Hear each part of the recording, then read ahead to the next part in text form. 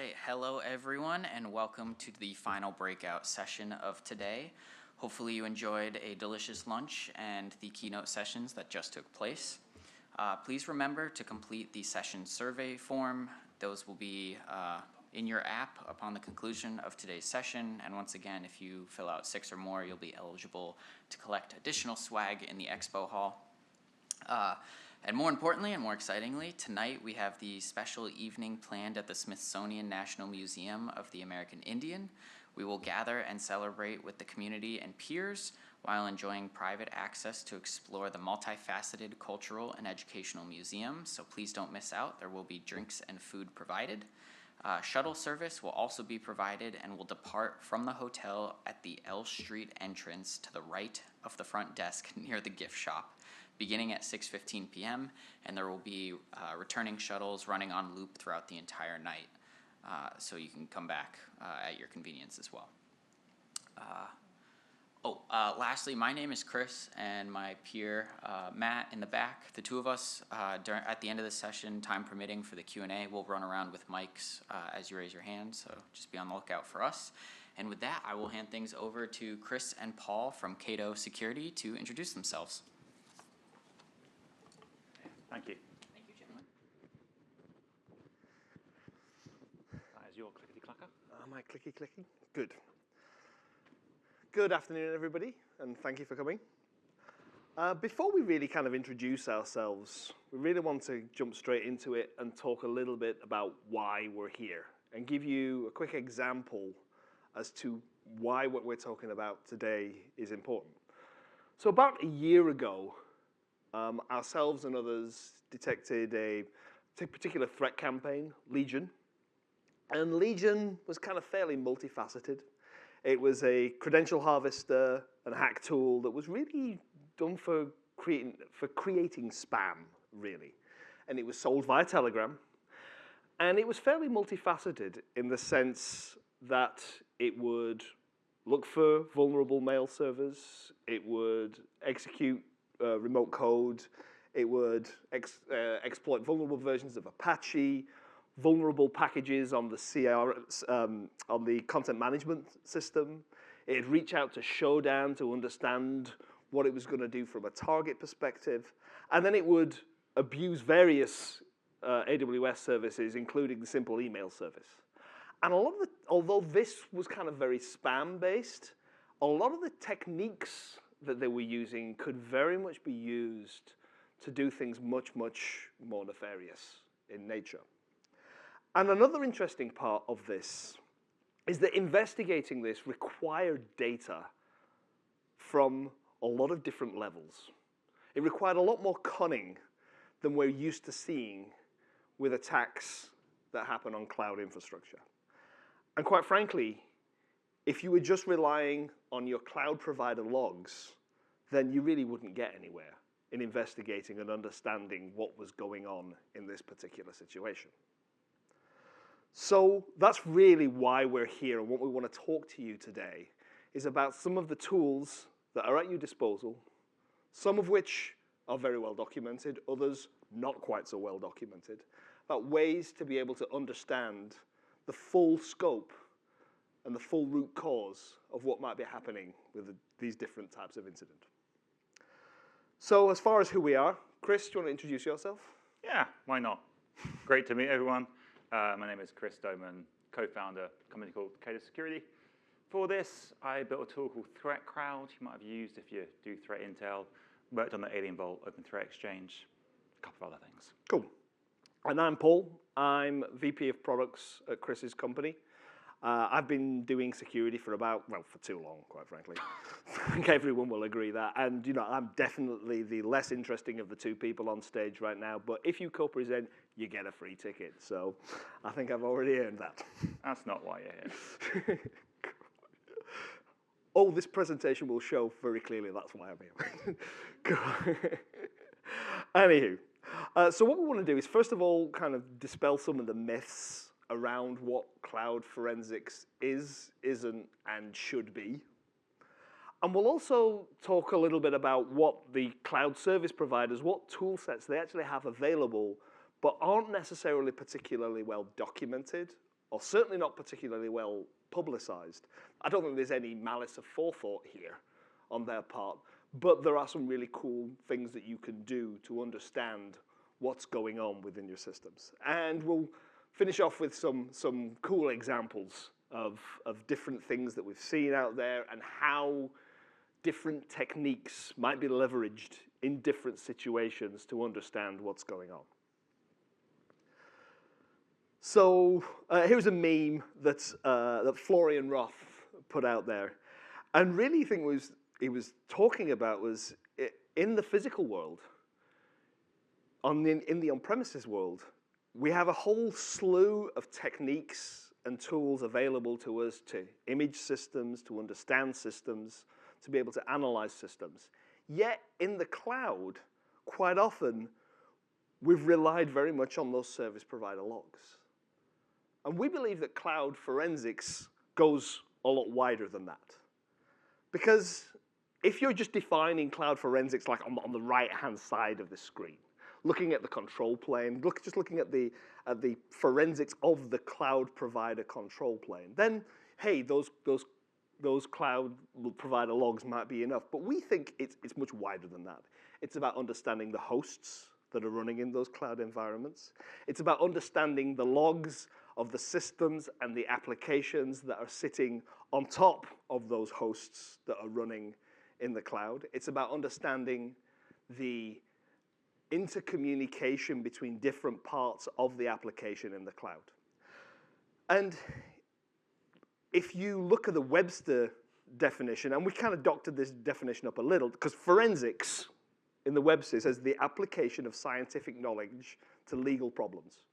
So by corollary, or corollary, I'm not quite sure. I can never remember. I'm British, but I've lived in the US for too long, so I can never remember which it should be. But then cloud forensics is really the application of that knowledge to problems in the cloud. It is a much wider discipline.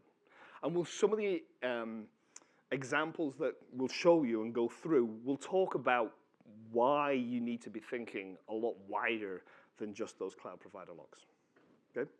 So Chris, do you want to take a little bit about what the cloud providers have available? Sure. This is such a provocative title, isn't it, at the Google Cloud Managing Conference, but it's all very positive. So there's an interesting event that happened a few years ago, you might have seen. It wasn't that well publicized, though. But it turned out that certain forensic providers had access to extra logs when investigating things like Beck fraud cases, so business email compromise, bad stuff happening over email, fraud, etc. And they could work out things like who is logging in, who is sending emails, what the emails were, etc. But only certain forensic providers could do this. And people were asking why, I guess. Why could some of the particular larger, more capable ones do this and other ones couldn't? It wasn't a conspiracy, it turned out. It wasn't that they actually had secret data. It turns out it was just an undocumented API. So they had worked out that if you hit some Exchange API endpoints, you get this undocumented API, and it would give you much more rich, detailed information. So quite interesting at the time. Again, that simply wasn't documented, just the engineers never thought, why would everyone need that data? So that was really interesting. Sherry Davidoff, she runs a forensics firm. She then wrote a blog about this, saying that we, as the kind of forensics community, have responsibility to share information about forensic artifacts in the cloud because they're particularly poorly documented, and to kind of share information too. The downside to this was after everyone found out about it, they turned it off for a very good reason, which is that this API is really inefficient. That's why they hadn't publicized it. So it was actually quite a taxing API to have publicly available. But this was like 2018, and it foreshadowed what happened recently, much more public event, where the recent Exchange attacks, State Department, et cetera, you've probably seen all this in the news. Something similar happened where unless you had a more expensive, I think it was E5 or E7 license, you wouldn't have the full audit logs again to investigate this. So different data source, but somewhat similar scenario. Microsoft, to their credit, have now made all those logs available, so that's fantastic. A bigger kind of theme here too is that in the cloud, if you just rely on the logs, so many things either aren't documented or you have to know to turn them on in advance of an attack. Otherwise, you have issues. Thankfully, though, I mean, we will talk about how there's some kind of ways to save your bacon there, how you can still get some of these logs in other ways using resource-level forensics. So we'll go into a bit of that as well. There's some smart ways to get around this, I guess. And are you using a Google conference to bash Azure here? I'm not, Microsoft did the right thing by making, thank you for that, by making this available, so full credit to them for that, so positive. Cool, so going against everything that Paul just said a second ago, those control plane logs are actually super important for investigating most breaches. And by control plane, that's... To be fair, Chris, I didn't say they weren't important. I just said they weren't the whole thing. That is true, and we'll go into what else there is too. But control plane logs are part of the story, obviously. And that means things like starting and stopping resources, potentially, where you cover that, IAM, billing, etc. Super important, particularly for that kind of level of breach. The logging here is generally pretty good, and it's often enabled by default. So you have like CloudTrail, et cetera, in AWS, and equivalents in Azure and GCP. These are the logs. These are pretty good. But that's not true of many other things. So once you go beyond kind of the key parts of control plane, often these logs aren't enabled by default. Google Cloud, to their credit, do actually do a really good job of enabling lots of logs, though. So they've got pretty good, generous defaults. So diving into an example, that's always a bit more interesting than us talking about definitions, I'm sure.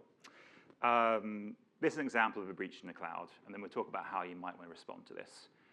Rather than going for the normal classic kind of cloud breach, which is something like someone has published their secret key to GitHub, we thought we'd go something a bit more interesting. There are a spate of attacks last year, somewhat public, somewhat not, where someone was impersonating cloud providers, and they were emailing people and phishing people about their cloud account. What was interesting, though, was they weren't just asking you to fill in your username and password. It wasn't like, give me your AWS password. They're actually doing stack set phishing. So they'd email you a link to deploy infrastructure as code in your AWS account, which is really smart, and potentially do a few different things. One thing is it could create a user account in your environment if you click this link and ran it. It could actually spin up infrastructure. So they weren't doing it in this case, but they could actually spin up a virtual machine or something. They'd also do things like create a trust relationship with the attacker's malicious account. This is very much an interesting kind of cloud-first attack vector that I don't think that many people are talking about yet. In this case, CloudTrail, those control plane logs will tell you quite a bit about that. Let's go to the second part of an incident. So obviously after initial breach, lateral movement is a pretty key part. How do you get access to other pieces of things to do what you need to do? So typical on-prem scenario, maybe do SSH or RDP to connect to systems. A more kind of cloud-first way of doing it is to use the cloud provider's own agents to run commands. So in AWS, you have Systems Manager, so AWS SSM. That will let you run arbitrary commands. Very useful tool. It's fantastic for doing things like updating boxes, pulling information, et cetera. And all the cloud providers have this, or something like this. So Azure has something equivalent, so does Google Cloud as well. So in this scenario, they've got access, and now they're running commands against arbitrary virtual machines for whatever reason. There we go. So by default, you might not be able to get much information about this from this stage of the attack, from the SSM. If you've enabled in advance SSM logging, and the virtual machines or containers where these commands are being run have the sufficient IAM privileges to write this data to S3 or CloudWatch, you will get logs of the commands the attacker ran. Extremely rare anyone's done that, though. That someone's both enabled these logs, you have to go and know to enable them. So that's one part of it, and then have all the permissions set up too. So this is a fantastic resource. You probably want to enable this. The logs aren't that big, so there's a tip there. If you have enabled this, you'll get to see the commands, although not the responses, I believe. And there's the log down there telling you how to turn this on. Let's say you haven't done that, as 95% of people haven't. There are official documented logs about SSM. So the official logs are on their website. They describe how they will track things like starting and stopping the SSM agent. It's fairly useful if you're debugging SSM. I think it might show the fact the session started. But that's about all you're going to get by default.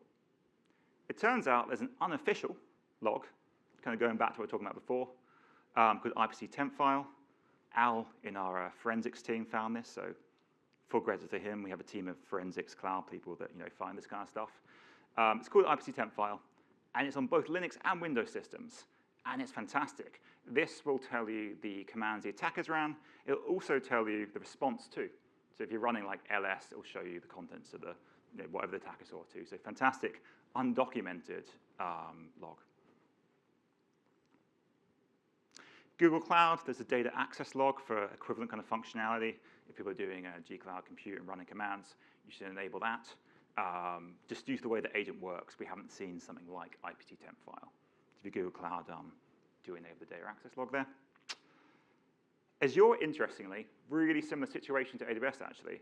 So Mandiant, it's great that we're here. Mandiant found an undocumented log, again, which will tell you all the commands that an attacker ran. Again, both Linux and Windows. There's a really good blog here called Azure Run Command for Dummies, because this is involved in some pretty high-profile attacks. So, full credit to Mandiant's team there. Juicy examples. Indeed. Okay. Indeed. Juicier the better. Well, so that said, though, as we talk about like resource-level data, by which I mean the virtual machines, the actual files, etc., there is something to consider too, which is that people can potentially tamper with that data, obviously. Anti-forensics is a real thing. And surprisingly, it's actually pretty common in the cloud, but it's not so high-end. So anti-forensics in the cloud that we've seen so far is not Chris Hemsworth in Black Hat, if you will. I'm saying here he's good, by the way, just for this metaphor in that film. He's pretty good in the film. It's not like shadow brokers where they're going in and then removing individual events from event logs in Windows, which is a pretty impressive thing to do given how that file format works. It's not Chris Hemsworth. It's more Homer Simpson. We see all these, mostly kids, doing some crazy stuff, Bitcoin mining, etc. And part of that, they do anti-forensics. So standard now is they'll just run touchd on Linux, which sets some file timestamps. So they will do anti-forensics and then change the way the investigation can look.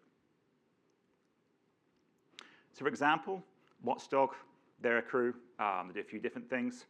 They have a very Unixy process hider. Not sure if you can see the code there, but it's super simple. If you run PS, so your list of processes on Linux, they just use grep to hide their processes based on the name.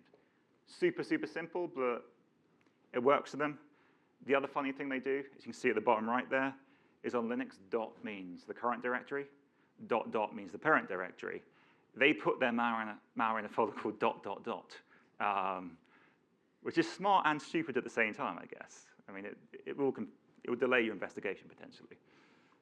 I think I'd miss it. I didn't set that one up. I'm not the benchmark you're heading for. Yeah, it's just interesting to see. Other weird stuff they'll do is they will rename binaries. So curl, a tool used to download files, they rename CD, CD being changed directory on Linux.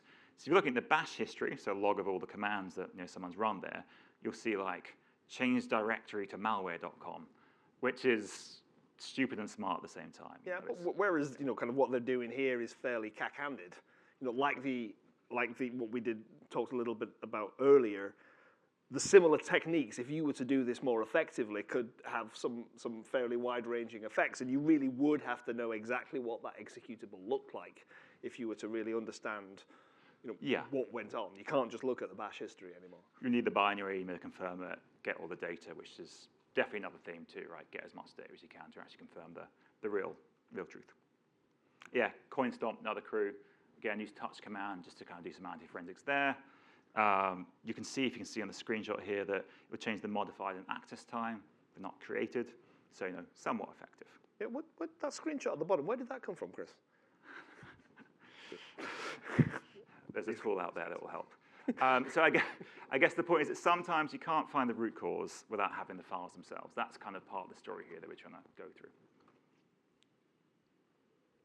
So in terms of how you might want to do that, I'm not going to go super deep, given we've got 25 minutes left.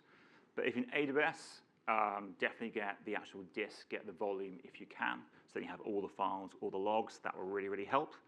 It's not that easy in AWS. They don't make it easy. You need to kind of mount a volume, do your classic forensic collection via DD and things like that. And also a few caveats there as well. So you need to do things like enabling fast snapshot restore. Otherwise, this can get very, very slow. If there are marketplace codes on these systems, which means that you deploy different AWS Marketplace. There are some anti-piracy measures that you kind of have to get around, basically, in order to get those potentially match the instance size. You may need to turn off the acquiring system, et cetera. So there's a few caveats here. There's also alternative methods of acquisition as well. There's a block volume API and some other things you can do too. We've found a smart way of kind of bypassing this too, where you can use what we call a transfer disk to speed some of this process up as well. Yeah, and this sounds fairly manual, so Yeah, automation is key. automation is key, and there's a tool out there for that. And you see why he's running product, CTO.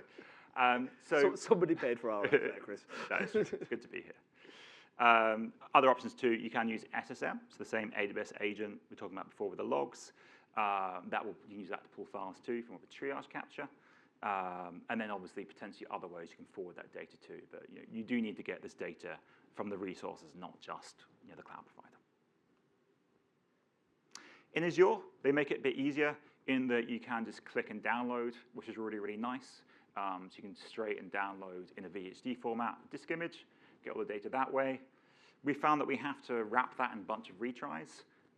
Even when we're downloading same region in Azure to same region in Azure, the downloads will fail very often for any large disk image. So you need to just wrap that in a retry to make sure it works. Particularly some regions, very flaky network connections. So we've had to add a lot of retries there. Google Cloud, not just saying that because we are here. Actually, the easiest and most effective way to get the same data out, Google Cloud will give you the option of format. So you got VHD, you got VMDK, a few different options. That will also then be backed up into cloud storage, so you can download that a little bit more easily. But it's totally possible in any of these three cloud providers, so just slightly different techniques of making sure you get that full data. Cool. On to one more example, and then we're home dry, so that's good. So another kind of way you might start off a breach in the cloud, kind of classic way, this one. You're running a web server, it's vulnerable, there's an exploit, classic 101 breach. I picked Log4Shell because it was in the news. Somewhat cloudy too in that people are stealing things like AWS secret access keys because you can steal environment variables in Log4Shell. In this example, the attacker has exploited a container, so Docker container running in Kubernetes, in this case on AWS, and they now have access to that container. So first step, initial access, exploitation. Again, kind of going a bit more classic with cloud breaches. Standard way of doing lateral movement in the cloud is to hit the metadata URL. So the metadata URL is available in all the cloud providers. Magic IP will tell you some really interesting things like what region you're running in. Very useful, if you're running code on a VM or a container, obviously. It will also give you the credentials of the profile associated with that virtual machine or container. So you can then, this enables it to actually do stuff in your cloud environment, which again is a required way of doing a bunch of operations in the cloud. But it does mean that it's not quite like a flat network, but it does mean that you can very quickly move to any resource in your environment if it's been over-privileged and if there's scope there. If you heard about the now overly talked about Capital One breach a few years ago, this is part of it. Key thing is this still works. If you have access to the system, you can still hit this URL, and you will always be able to do that because otherwise, applications in the cloud won't function. Let me running a bit fast, so I can go into this slide a bit and then hand over. Yeah. Okay. So at that point, how do you actually respond, and what kind of data would you be looking at in this kind of Kubernetes Docker environment? It'll depend on a bunch of different things. So there's the logs in other services. You may have forwarded that too. In S3, if you've enabled it in advance, there will be a bunch of different logs there for Kubernetes. So there'll be the scheduler logs, some audit logs, logs that tell you what containers are started and stopped, but only if you've enabled them in advance of the breach. Thankfully, you can actually still get very similar data if you have access to some other things. I'll go into a second. The VPC level, you can do a network attack in the cloud, obviously. That still works if you have that all set up. Fascinatingly, with am I stealing your talk track? No, fine. Just go ahead. Okay, yeah. If you've got EC2 and you're running Kubernetes on the EC2, which is one way of doing this, there's multiple different levels of getting that kind of data. Actually, at that point, I'll hand over to you. Sure. So yeah, at that Kubernetes level, you're able to understand much more about, well, depending on the architecture of the system, the host upon which all of these containers are running, understanding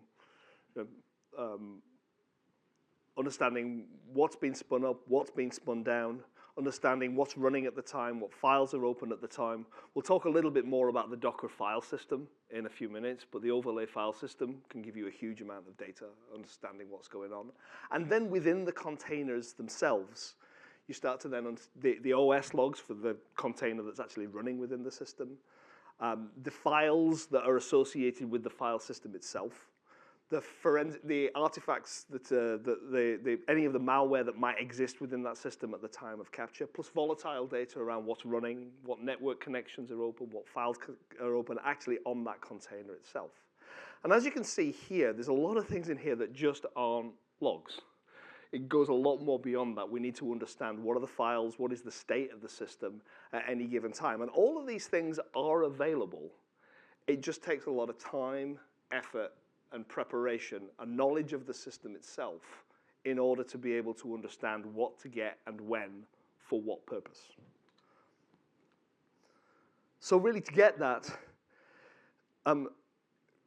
really need to start on EKS and EC2, grabbing that whole system is a really useful technique because the overlay 2 file system not only tells you what's running in that container now, it contains a full history of previous versions of that container. And that can give you a tremendous picture of not only what the system looks like now, but what it looked like in the past. And also, because you've got the Kubernetes API there, provided that you've got the capsys ptrace, which is typically enabled on a Kubernetes system, that gives you access to a lot more information. And it gives you the hooks to get into memory to understand much more about what's happening at the time on the system, in question. And we actually have a playbook on our website with some sample code as to how you could do some of that yourselves. But really the key takeaways that we've got from this is, first of all, cloud forensics is not just cloud logs. It involves understanding things that are happening within the container at the host level, understanding what's happening at the network level. Although we do appreciate that those cloud logs and those service provider control plane logs do contain a tremendous amount of useful information too, we just need to be thinking much wider on those. And all of these recent examples really show that you need that data at those multiple levels. You need to make sure that these things are enabled so that you're able to capture that data at the time of the incident. And that data is available, but you need to know where to look. But when you can put these things together, then that gives you a very good picture of what happens prior to the incident, during the incident, and then after the incident. And that really can help you to reduce your time to response, but at the same time, increase your success rate as you perform these investigations. So Chris and I, we're going to be around after this. Plus, we're going to be at the event this evening at the museum. Night at the museum. Yeah. Indeed, a night at the museum. So if you have any questions now, feel free to ask, and then we'll be around later too. Does anybody have any questions? Sure. There's a gentleman here, Chris. Thank you. Yeah, thanks, guys. You mentioned before when you were going through all of the acquisition steps, you talked a little bit about automation and how is that. I know you guys, it sounds like from what you were talking about before, you have a tool that does it. But outside of using a tool, what have you guys used for acquisition from these places, right? Like we use SOAR, for example, for data acquisition through like locally and also a little bit in the cloud space. But what would you guys recommend or seen people use? Is it just Python scripts from repositories? Have you used SOAR for it? I say SOAR as it could be any number of SOAR platforms, right? Yeah, a few different things. I guess it depends on the capability of the organization. So with some SOAR platforms, you are going to have to still be able to code, right? So if you can do that, and that definitely enables you to do more. Some are no code, but then that means it has stuff be pre-written as well. So it depends a lot on both the capability of your team. The fact you're here probably means you're pretty capable if you're at MWise, I guess, and everything else too. Definitely do see people use like Lambda functions too to automate things. It depends a lot too on just what you're willing to do. So acquiring data is kind of a no-brainer, right? So you want to catch that as fast as you can. particularly like a container is going to disappear quickly, like every 30 minutes, or an order scaling group. So speed is of the essence on the capturing side. On the response side, it depends on a bunch of things. So is it your production environment? Is it a development environment where you're willing to actually turn machines off or isolate roles? Can you roll that back and undo it? All these things, I mean, the more important the system is, the more safeguards you have to have in, both from access control, rollback, undo, that kind of stuff. So I guess that's kind of it. But yeah, we see a bunch of things. It depends on the customer a lot. Also, it does depend too on the sector as well. So if we're talking to organizations that are in tech, often they're heavy on Lambda or Event Bridge, that kind of stuff. If you're talking to someone in healthcare, they often have a slightly different approach. You do run product. That's a pretty good product question, actually. So. No. I mean, all this is, so you're really telling everybody, the types of challenges that we've faced as we've been building the product. And there's actually a lot of subtleties into it. I think Chris mentioned a couple of that, like, Azure can be flaky, right? So if you're going to automate this process, you need to know that Azure's going to be flaky, and you need to build in your API calls. Then you've got the whole mess of encryption, decryption, and the various methods that you can use across the different cloud providers, and making sure that your system has access to the appropriate keys to be able to do that, making sure that you're provisioning the right access and only the right access. There's a lot of subtlety to do with it, but yeah, a lot of it just depends upon how much time and effort you really want to put into this. Yeah, a good practice we'll see is people have a dedicated forensics account, whether it be AWS, Azure, or GCP. That means you can isolate things. But then, as Paul said, for things like KMS encryption or things like that, you need to make sure you have access to decrypt those in the right way too, which is something to set up as well. Yeah, just one more quick add-on. So Sure. you showed a chart before of the data sources for compromise, and you're going through it. Have you found like a pretty, I can't say it's an easy way to like sort of map what you're pulling down across each of those data sources to create like a complete package? Because like when I would look at like not just pulling it down, but trying to link it across each data source, like where the traffic would be going to from just the container all the way to like the service logs and stuff, just sort of connecting all of those together and creating that complete like forensics package there. Yeah, I mean, that's definitely a large part of it. You're talking about different data sources. You need to unify it so you can have it side by side. Because you need to be looking at, like, there's a guard duty detection or security sensor detection.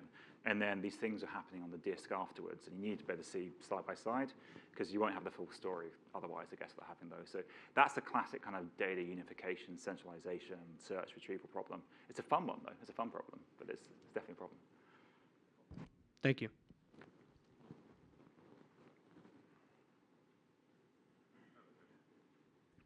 So you guys mentioned a few locations. You guys showed it. I guess first question is, are you guys going to have this available because you have links and resources for the audience members to look at it and dig deeper into it? Yeah, definitely. So the slides will be online. Okay. We have given this talk once before too, so there's some slides online there too, slightly earlier version of the talk. I won't plug another conference though. But yeah, so the slides will be online. Great. And we have a GitHub too, where we've published all the open source tools that we release quite often. Perfect. But actually, the main question at hand is, you guys gave examples of, I think, essentially EC2s, the OSs. I was just wondering, are you guys researching other cloud services like DBs or just any other things that you guys haven't obviously shared here that could potentially be used as further forensics files or whatever else to continue doing the same concept, but just in other services like, again, DBs or whatever from different CSPs? Yeah, I mean, definitely. We worked all the research across the main three cloud providers, and then the core servers within there. Anything that's got computing really is ones that we'll focus on first. So AWS could be like EC2, EKS, ECS, Lambda, etc. too. We found the world's first Lambda malware. That really annoyed AWS at the time, actually.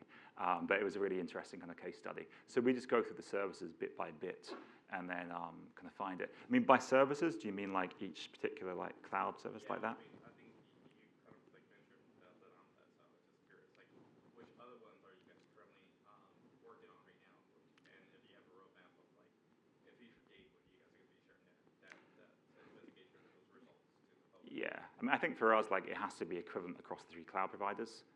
I'm talking for Paul here, so I'll let him answer too for the roadmap. But it has to be Kubernetes in each of the three cloud providers. It has to be serverless. Those kind of core functionalities. And AWS has about 250, services. GCP has almost as many as well. So you can't cover all of them. But thankfully, there's somewhat standardization in logs, but also there's not too, because then some services are logged to cloud storage, some to a separate center. It changes over time. That's also part of the challenge, right? Like the cloud providers themselves can't support every service when it comes to importing logs. So that's always kind of a challenge. But I don't know in terms of services and roadmap. Yeah, as I say, we're kind of prioritizing the VM compute layer, then the kind of the Kubernetes orchestration layer, then the functions, and then the associated logs with those. Those are the kind of the priority order. But as we go forward, we're going to start getting into more of the managed services. As I think you mentioned, some of the managed databases, definitely, kind of some place that we'll go. And we've toyed with a lot of other areas. As I say, there's no shortage of places to go, and what we really want to do is make sure that we're being flexible and responding to customer demand as we're doing that. Is since again you guys show some URLs, some links on your slide. As you guys are pretty much providing this information to the public, have you seen the CSPs updating their undocumented information to now documented information, or is this pretty much the main source of this undocumented information? So obviously we have some conversations there. So what we saw, for example, is when we found the malware that was running Lambda, which is interesting. It wasn't particularly bad malware, just doing some Bitcoin mining. But it was doing things like evading guard duty detection by doing DNS over HTTPS, so it would evade DNS detection. It was doing some other things too. After that, the guard duty team, to their credit, added a bunch of detections that would detect all those things. So on the detection side, there's an easy one. In terms of actually talking to the cloud providers about enabled forensic stuff, I've definitely spoken to people at Mandiant that are having those conversations with the cloud providers too, not surprisingly, because that's so important. Particularly if it ends up being something like a SaaS tool as well. You only have whatever they've deigned to give you unless it's such a big breach that they're willing to go beyond that. So yeah, we have chats, but frankly, we're not a big enough company to drive enough to change that. They don't listen to us. Yeah. Unless it gets to the press, we find. But I mean, at the end of the day, that we don't consider it to be in any way sort of an advantage for these things to be undocumented. We want these things to be documented and used by all. So we work with as many people to advocate for these things to be given the proper attention by the cloud providers that they need. Yeah, I mean, like credit to Mandiant for publishing all their stuff around how like Azure Run command works, like we said, and things are getting better documented. Datadog do a great job of documenting things they find too. So it's a good kind of community effort. I think we're free. Is that it? If anyone wants to ask any questions, like in person, that's good too. So thank you so much for listening to us. Thanks a lot, guys.